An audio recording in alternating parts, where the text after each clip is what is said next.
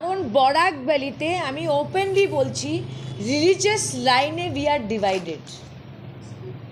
ধর্মের নামে বরাকের মানুষের ভোটটা ডিভাইড করা হয়। এটা আমাদের ভালো লাগুক বা খারাপ লাগুক, সন্তোষ মোহনদেব যে ইলেকশনে হারলো, আমি যখন সিএ এর জন্যে হারলাম, এটা কি? এটা তো ধর্মের লাইনের ভোট বিভাজন হচ্ছে।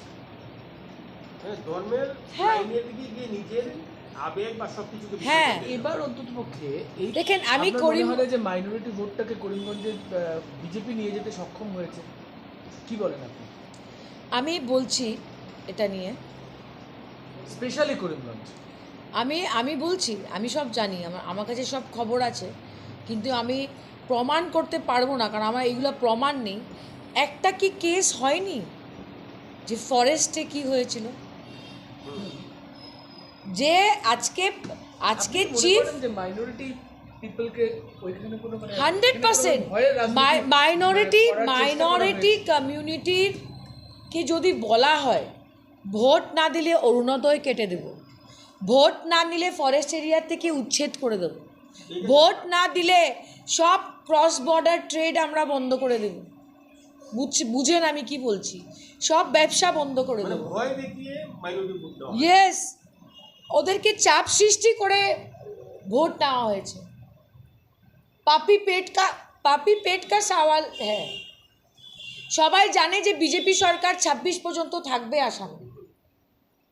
আজকে যদি একজনকে গিয়ে বলেন যে ফরেস্টে থাকছেন, আপনাকে আমরা 24 ঘন্টার মধ্যে উচ্ছেদ করে দেবো, এই বাস থেকে এই বাস, এই গাছ থেকে এই গাছের মধ্যে যত ঘর আছে আমরা উঠিয়ে দেব, ওরা কি করবে?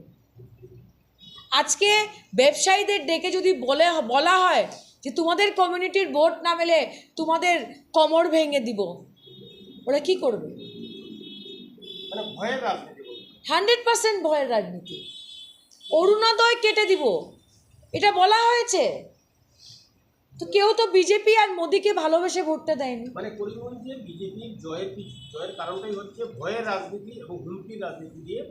ইয়েস, হ্যাঁ, মানে ভয়ের রাজনীতি করে মুসলিম ভোট তাদের ফেভারে এনে জিতে 100% পলিটিক্যাল প্রেশার দিয়ে মাইনরিটি কমিউনিটির ভোটারদের চাপে রেখে এই ভোটটা নেওয়া হয়েছে। এই ভোটটা কেউ বিজেপিকে ভালোবেসে বা বিজেপির কাজে খুশি হয়ে দেয়নি। ওরা করিমগঞ্জের ইলেকশনের আগে ভারতীয় জনতা পার্টি এসে করিমগঞ্জে একরকম কথা বলেছে, আর যেই করিমগঞ্জের ইলেকশন শেষ হয়ে গেল, আসামের মুখ্যমন্ত্রী আরেক রকমের কথা বলা শুরু করে দিলেন। বিফোর করিমগঞ্জ ইলেকশন উনি কি বলছিলেন? আমরা অ্যান্টি মুসলিম না, আমরা মুসলিমদের অরুণোদয় দিয়েছি, আমরা মুসলিমদের এই করেছি। যেই করিমগঞ্জের ইলেকশন শেষ হয়ে গেল, মুখ্যমন্ত্রীর সুর বদলে গেল। ওড়িশাতে গিয়ে কি বলেছেন উনি? ওড়িশাতে গিয়ে বলেছেন 40 জন এমএলএ আসামের নাকি সব বাংলাদেশি। প্রমাণ করেন। হ্যাঁ, কাদের কথা বলছেন? বাঙালি মুসলমানের কথা বলছেন, আর কার কথা বলছেন?